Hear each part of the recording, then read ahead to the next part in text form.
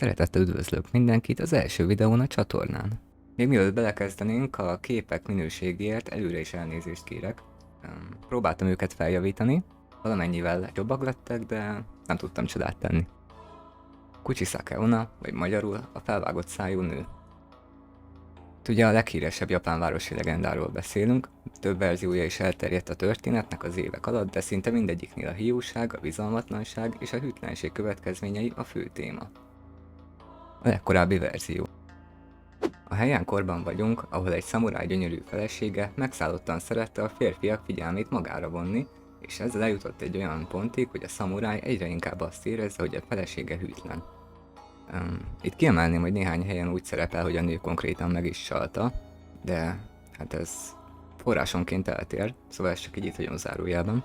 A férj nem tudta elviselni a megaláztatást, és elkezdte verni a feleségét, majd fogott egy kést, és örökké tartó mosolyt adott neki, vagyis fültől fülig felvágta a nő száját. A szamuráj felesége nem sokkal a férje kíméletlen támadása után meghalt, és bosszúszomjas szellemként tért vissza.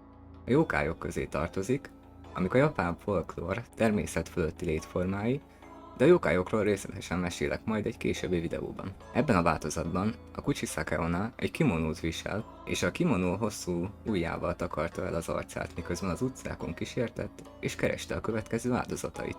A bosszúszomjas szellem az egyedül utazó férfiakat kereste, majd ha talált egyet, feltette neki a kérdést.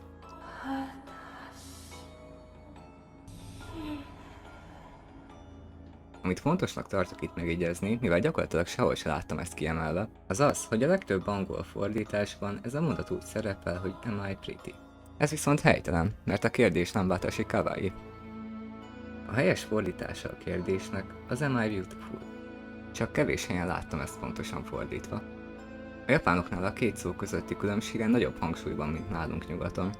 Ha a japán nő már a 20-as évei második felében van, szinte soha nem fog magára úgy reflektálni, hogy a kawait használja, mivel az leginkább a tini lányokra jellemző. A felnőtt nőkre pedig a kireit szokás használni. Na de a témához visszatérve. Ha a kérdésre igennel válaszolsz, akkor elveszi a kezét az arca elől, és megmutatja az igazi kinézetét. Majd elhangzik még egyszer a kérdés. Ha hazudsz, és ismét igennel válaszolsz, felvágja a szádat egy késsel. Ha nemmel válaszolsz, a torkodat vágja fel. Szóval ez úgy nem túl jó. Az elterjedtebb modern verzió. A Kuchisake Onna itt egy elrontott plastikai műtét áldozata lett. A városjárja egy ballonkabátban, a száját fehér orvosi maszkkal eltakarva, és a kés helyett itt egy rozsdás ollóval vág mosolyt az áldozatai arcára. Ebben a verzióban az a félelmetes, hogy Japánban általános szokás maszkot hordani, ha elkaptál valamilyen betegséget, és szinte minden embernél megtalálható kiegészítő. Szóval itt nagyon jól be tud illeszkedni a hétköznapi emberek közé. A modern változatban a nő tud teleportálni, és nem lehet előle elmenekülni. A régebbi verzióban erre nem találtam utalást, szóval én ennek az új verziónak tulajdonítanám csak a teleportálást. És itt leginkább a gyerekek a célpontjai, és a válaszokra való reakció is eltér egy kicsit. Ha a kérdésre nemmel válaszolsz, megöl az oldóval. Ha igennel, leveszi a maszkot, és megkérdezi, hogy most is gyönyörű-e. Ha őszinte vagy, és nemmel válaszolsz, félbevág. Ha hazudsz, és igennel válaszolsz, felvágja a szádat. 4 módja van, hogy elkerüld a rossz végkimeneteleket. Első, figyelemelterelés. Cukorkát dobsz neki, gyümölcsöt dobsz neki, vagy pénzt dobsz neki. Második, pomádét használsz, és ez meggátolja abban, hogy megközelítsen. Ez abból származik, hogy úgy tartják, hogy a plastikai sebész, aki a műtétet végezte, szintén pomádét használt. Harmadik, azt válaszolod, hogy átlagosan néz ki. Negyedik, azt mondod, hogy van párod. És akkor most következik az egy fokkal durvább rész. Igaz történet. 1979-ben a Kuchisake Onna tömeges hisztériát és rettegést váltott ki a japán gyermekek között. Nagasaki környékén szemtanúk láttak egy nőt, akinek fültől fülig tartó sepphely volt az arcán, és japán gyerekeket üldöz. A hírek gyorsan terjedtek, egész Japán, Dél-Korea, de még Kína is rettegett.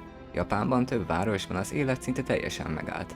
Az iskolákban a tanításnak korábban lett vége, és tanárok kísérték haza a gyermekeket csoportokban még sötétedés előtt. A parkok és a játszóterek szinte teljesen kiüresedtek, és a rendőrök fokozott készültségben voltak. Ez dolgozza fel a 2007-es Kuchisake Onna film is, én ezt a filmet megnéztem szerintem nagyjából 3-szor, és bátran ajánlom mindenkinek, nem hollywoodi minőségű, de elképesztően jól átadja azt, hogy milyen állapot uralkodott Japánban.